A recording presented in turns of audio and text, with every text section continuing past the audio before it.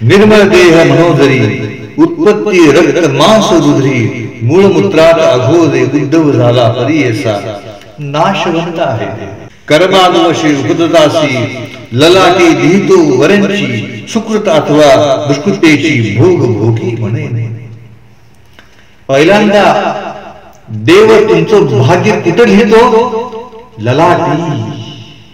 ऐसे या कर्मकाळाशी जिंकले नाही कोणी परियेसी. कर्मकाळाशी कोण जिंकतो? कोणीच नाही जिंकू शकत, फक्त सद्गुरू जिंकू शकतात.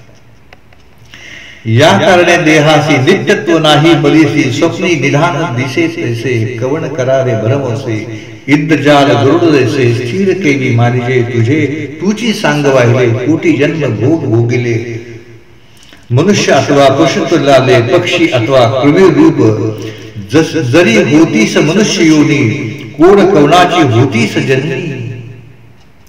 आईला समजून सांगतायत त्या सातत्यानं सगळे शोकयुक्त माता जरी होतीस मनुष्य योनी कोण कोणाची होतीस जननी कोण कोणाची होतीस गृहिणी सांग तुवा महापुढे. अशक्य आहे. इतक्या जन्मामध्ये तू कुणाची बहिणी होतीस, तू कुणाची जननी होतीस, कुणाची पत्नी होतीस, हे सगळाचा सगळा संपूर्ण आतापर्यंत घेतलेल्या जन्माचा पाढा वाचून काढणं अशक्य आहे.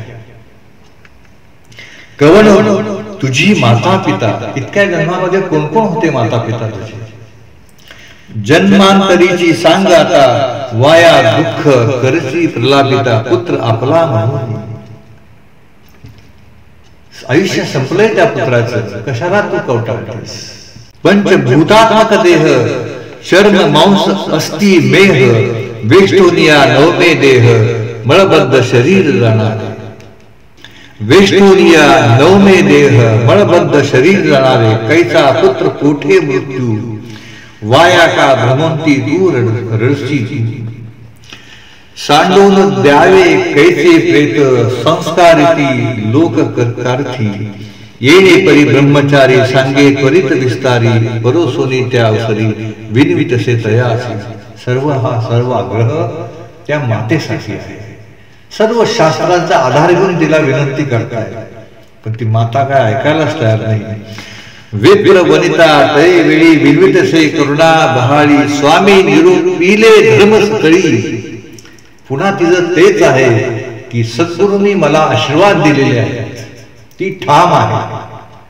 स्वामी निरूपिले धर्म सकळी परिस्थिर नव्हे अंतकरण प्रारब्ध प्रमाण म्हणो जरी तरी का भजावा श्री हरी. आम्ही पाहिलेची दैवहीन म्हणून धरले श्री गुरुचरण अभय दिले नाही मरण म्हणून विश्वास केला नाही. ती सांगते माझा निश्चय काय आहे, त्याचं कारणच आहे की म्हणून धरले गुरुचरण अभय दिले नाही मरण.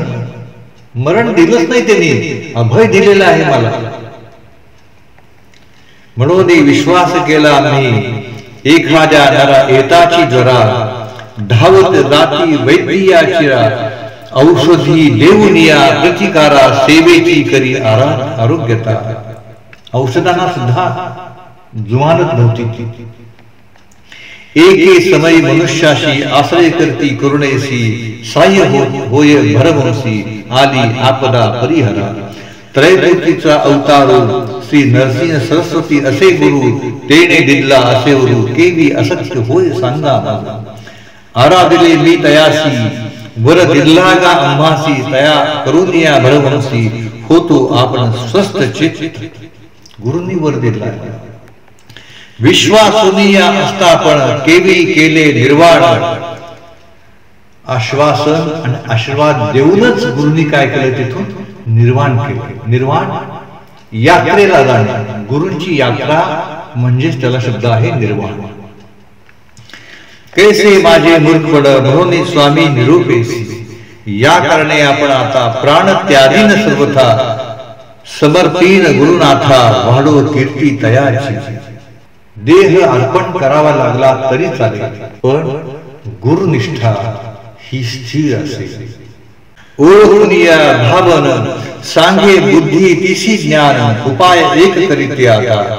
विश्वास केला वा गुरुसी पुत्र लादला पूर्ण आयुष्य. तिला ठाम विश्वास होता की ज्या गुरुंनी मला आयुष्य म्हणजे आशीर्वाद दिलेले आहेत, अभय दिलेले आहे, तर त्या पुत्राला निश्चितपणे पूर्ण आयुष्य मिळणारच. अनेक विद्वान समजून सांगतायत, पण ती काय स्वतःच्या मताला सोडायला तयार नाही. कारण विश्वास, गुरुवरती अढळ विश्वास हे मुश्किल असतं, फार मुश्किल असतं. प्राण सुद्धा द्यायला तयार आहे. जरी झाला मृत्यू त्यासी घेऊन जाई श्री गुरुनाथा. शेवटी कंटाळलेले म्हणले या मुलाला घे आणि तू गुरूंच्याकडेच जा. जे ते झाला असेल तुझं वर, जिथे तुला गुरुंनी आशीर्वाद दिले त्या ठिकाणीच तू जा. तेथे समर्पी तू कलेवर. त्यांच्या पायावरती ते प्रेत ठेव. पंचगंगा कृष्णा तीर औदुंबर वृक्षथळी ऐसे वचन ऐकुनी विश्वास झाला तिचे मनी. पोटी शव बांधवली घेऊन गेली औदुंबराप्रती. एक विद्वानानं त्या ब्राह्मण स्त्रीला समजावून सांगितलं, तिला आधार दिला. जर तुझा मनाशी असा निश्चय असेल तर तू त्याला मुलाला घेऊन औदुंबरापाशी जा, गुरुच्या चरणापाशी जा.